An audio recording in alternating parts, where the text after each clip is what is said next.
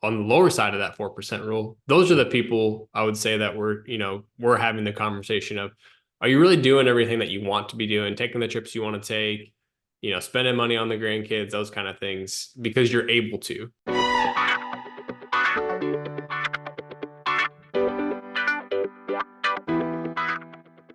Hello, and welcome back to another episode of the Retire While You Work podcast. I am Carson, a wealth advisor here at Adams Wealth Partners, and I've got Myles Zuger, another wealth advisor, here with me today. Topic to discuss today is retirement distributions, and a lot of questions that revolve around that. How much can you pull out of your portfolio when you're retired? How much is too much? How much do you need? A lot of questions when it comes to retiring and how much money you need to live off of. So, Myles, how much money do you need to retire? Yeah, I just gotta say, you're really setting the ambiance with that candle in the background this week. And it smells good. Spring Yeah, it vibes. smells good. Yeah, there you go. That's the question I feel like we get all the time, is how much do I need to retire? And there's no direct answer to that question. It is a very subjective answer, very individualized to you and your individual situation, or if you're married, to you and your spouse, and what you're looking for in retirement. If your goal is to keep the same standard of living, if you're planning to raise it, which maybe that's through travel or other expenses that you're not incurring as much as right now, or maybe living in a different a different area for part of the year, but also maintaining a house here, or if you're looking to decrease it and maybe save some money at some point. So the answer to your question, Carson, is that it depends. It depends, as it always does in the world of financial management and financial planning. I think we'll get into this, but a quick and dirty rule for if you want to calculate how much do I need to have saved up in retirement. This is not always true, and there's a lot of other factors, but there's something what's known as the 4% rule. And if you're a client, we've gone over this. It is essentially a quick way to understand how much you can pull out of a portfolio when you're retired. So to put that example into reality, 4% rule states that if you pull out if you have a lump sum of money invested in the stock market, bonds, investments like that, you can pull out 4% of the principal and adjust it for inflation through retirement.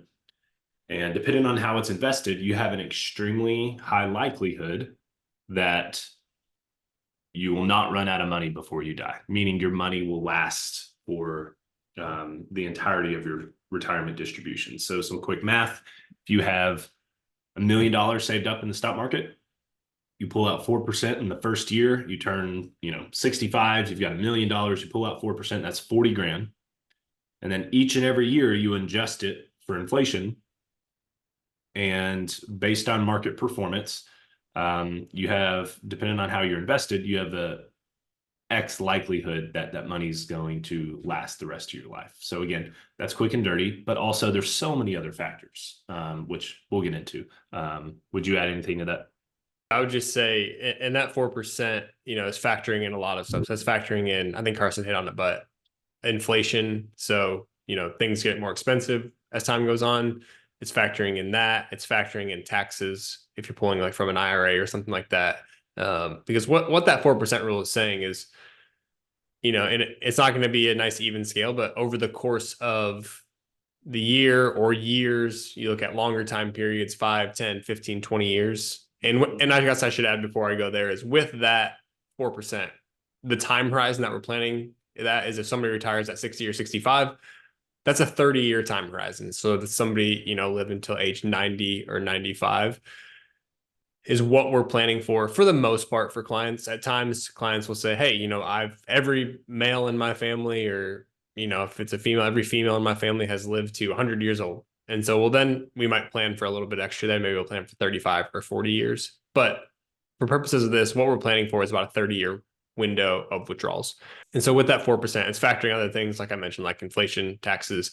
It's also factoring in, maybe there's other sources of income that you have coming in, whether it be Social Security, because you might look at that and say, well, if I have $1 million, I can't live on $40,000 a year. I can't even do that now. So yes, that's accurate. We're factoring in also that you have Social Security income coming in, most likely, which is a whole different discussion, but something that we do think will be there for the long run. To some extent. And to some extent, the adjustments will be made. We'll just say that. And also, maybe you have a part-time job, or they are rare, but maybe you're somebody who has a pension that you also have money coming in from also. And so that's 40, that 4% is not meant to be all that you have coming in. It's meant to be a piece to your financial plan that allows you to pull a sustainable amount from your investments portfolio, stocks, bonds, to be able to be there as retirement income. Yes. And I think one of the biggest, like you said, another part of that's going to be Social Security. If you have Social Security also coming in when you're retired, just to keep it simple, you have your draws out of your portfolio that's in the stock market. You also have your Social Security that you may have. So combined on $1 million portfolio, Social Security between both spouses is, let's just make up another number, an additional $40,000. All of a sudden, Social Securities, and just on $1 million that you have saved up, there's $80,000 that you have in income just on $1 million. Now, like you mentioned, there's so many different other factors that could go into this. Let's pretend that, you turn 65.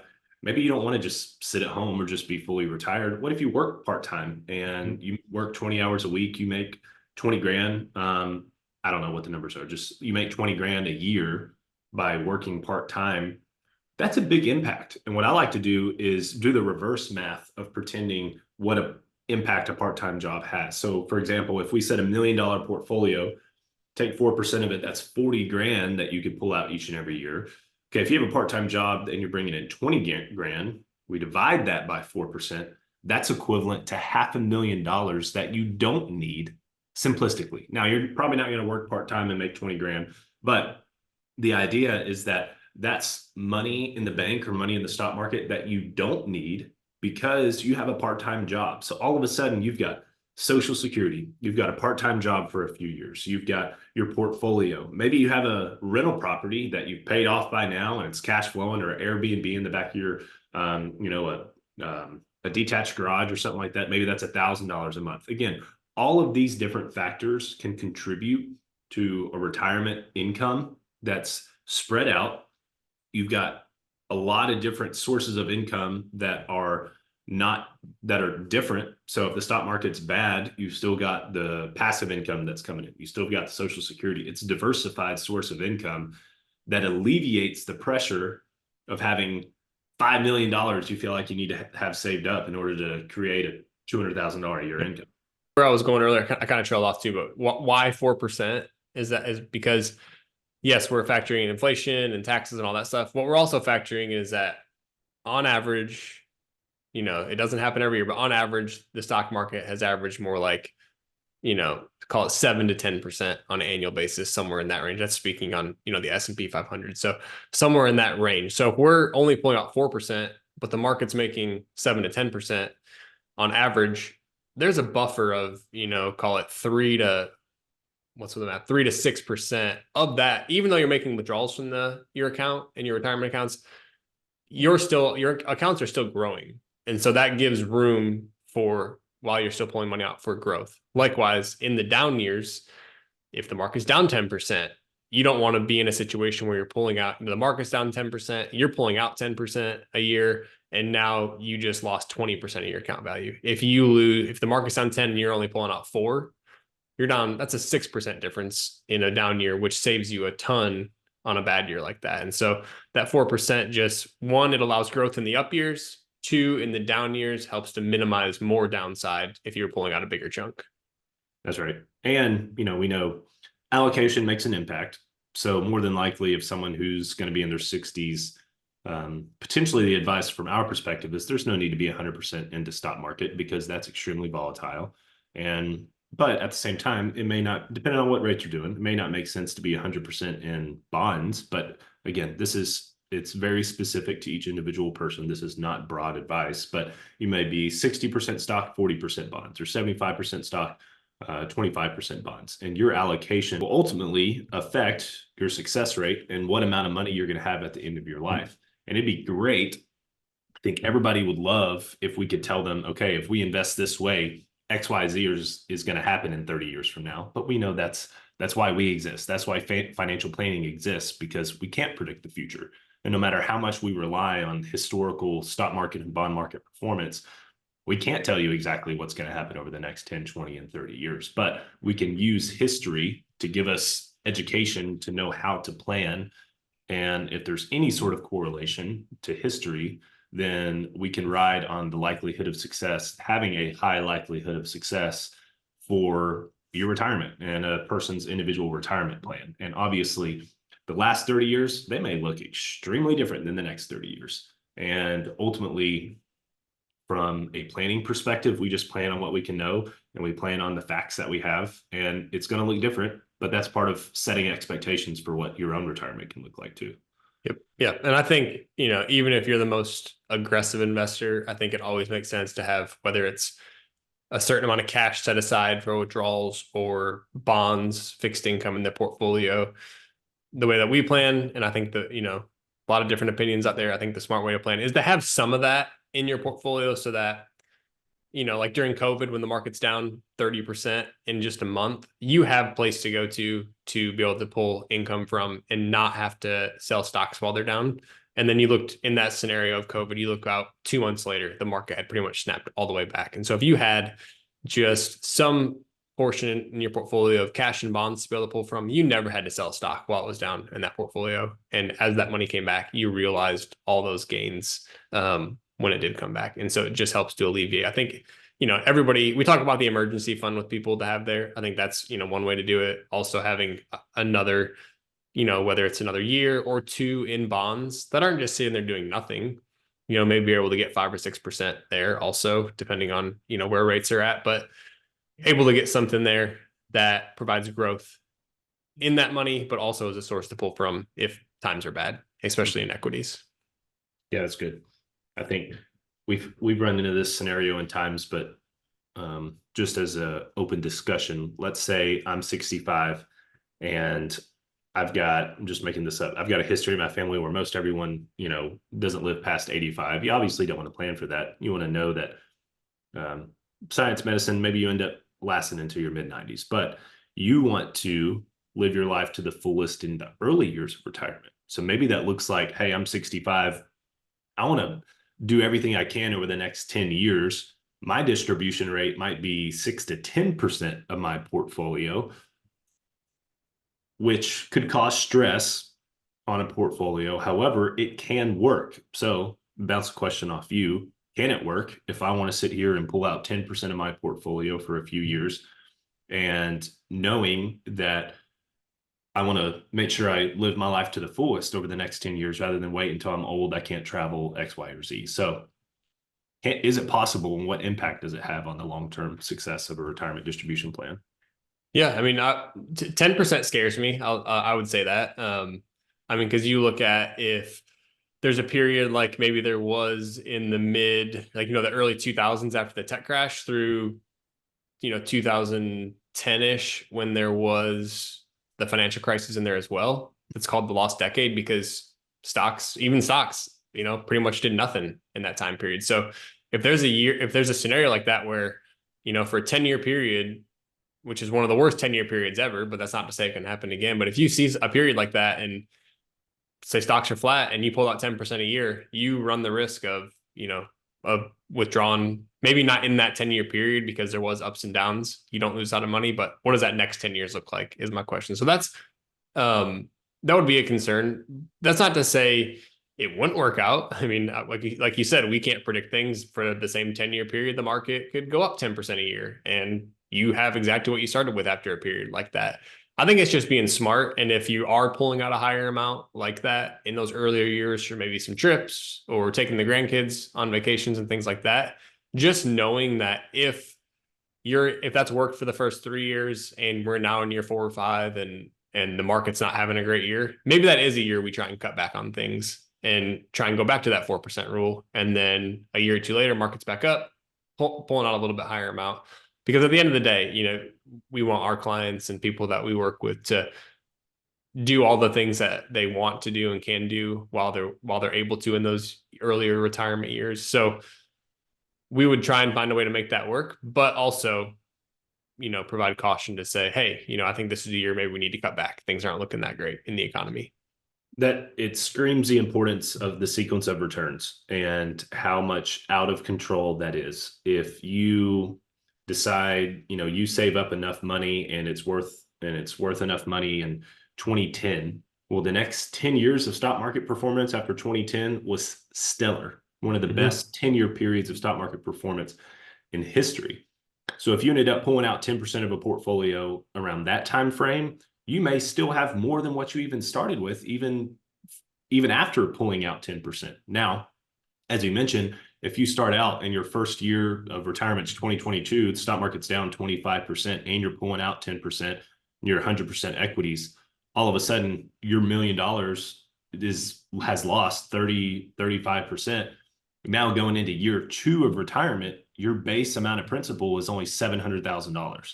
So the recovery from that period is going to be a lot different than if you started out with $1 million, the stock market's up 10% and you pulled out 10%, and you're still at $1 million in year 2 as opposed to at $700,000 in year 2. So that's unfortunately part of financial planning is sequence of returns. We use averages to estimate out, okay, if stock market can average 7-8% over the next 30 years, you're only pulling out 4, count for a few down years in there, you'll probably be fine. You'll have a high likelihood that you'll be fine. But there are, if it's a pretty high statistic, but there are scenarios where it doesn't work out, even on the 4% rule. And those scenarios are if you retire perfectly at the top of a stock market and just have a few awful years of stock market returns. But in our world, how we plan around that is constantly having a conversation and constantly doing planning around what the stock market is doing. If the stock market's up 20% for 3 straight years, that might be a conversation where we go, hey, now's the time for a little bit heavier distributions. Maybe you wanted to go ahead and pull the money out for the car that you've been waiting to purchase that you were going to do in the next couple of years. Or maybe you were thinking about putting a pool in your house. This would be a great time to do it because you're so far ahead in the world of what we can plan on with the sequence of returns. Or the other side of that conversation might be, hey, stock market's down 20%. It's year 1. We were talking about the pool. We're talking about go ahead and doing the car. Maybe we wait a couple years. And that way we relieve a little bit of pressure on your portfolio, let it come back, and then we can decide once it's recovered some to take a big distribution out to pay for those things. But that just screams how much financial planning. It's not just a textbook, let it ride for 30 years. You've got to have someone that you're working with, doing the planning, having the conversations with, because you've got to ebb and flow depending on what the world economy and the stock market's doing. Yeah, that's well said. And I think when you are talking about higher distributions and you want probabilities of success, I think you can see a lot of successes at that maybe 5 and 6% number.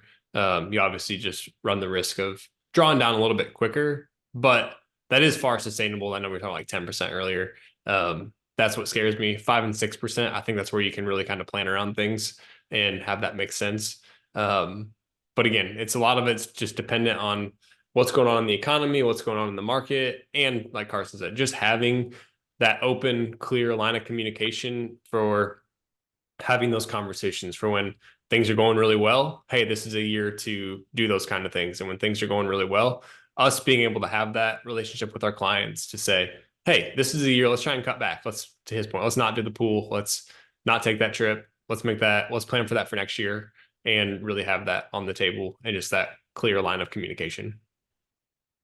That's it. Planning's important. Having conversations. Stock market's the one thing that, you control what you can control. I think we say this a lot, but GDP results, unemployment results, inflation, stock market performance, yada, yada, yada. Those are things that are outside of our hands. Yes, we can make decisions on how we invest our money and our asset allocation, et cetera, et cetera. But ultimately, we can't control how the economy and stock market's going to perform. So take into your hands what you can, and that's the planning around it. That's deciding how much to save if you're in the saving mode, or how much to spend if you're in a spending mode and in retirement, what to spend your money on, et cetera. So I love it. Yeah, that's what we do. Yep. And I would just add too, we've kind of talked the high side of the 4% rule If there's somebody who's maybe through, part-time income, Social Security, a pension, that number is on the lower side of that 4% rule. Those are the people I would say that we're having the conversation of, are you really doing everything that you want to be doing, taking the trips you want to take, spending money on the grandkids, those kind of things, because you're able to. So I think it's important to not go too far above the 4% rule, to use it as a guardrails. But at the same point, let's not go too far below that number to where when you pass away, you have, a couple $1,000,000 to leave somebody that you could have done some things more that you wanted to do, to enjoy life while you were here, and do all the things that you wanted to do, and trips you wanted to take. Because what's the point of just, what people are going to remember are the memories that you have with your loved ones, not necessarily how much money you left them at the end of the day. And so just making sure that you're doing everything that is important to you and to your family, and creating those memories while you're able to. That's right. Retire while you work. What we say. What else? Anything else you have, Myles? I don't think so. I think that was just kind of a good conversation on, what the 4% rule is and how it works. And I think at the end of the day, no plan is going to be perfect, but what we can do is use that as a set of guardrails to guide the plan, and just try and stay in those lanes. And if we're above them, we know why we're above them and what the risks are to that. And we try and get back in those guardrails as soon as we can. But at the end of the day, it's not perfect. Life's not perfect. And all we can do is plan with the knowledge that we do have and what's in front of us, and adjust from there. That's right. Perfect. Well, thanks for joining us on another episode of Retire While You Work. We will see you next week.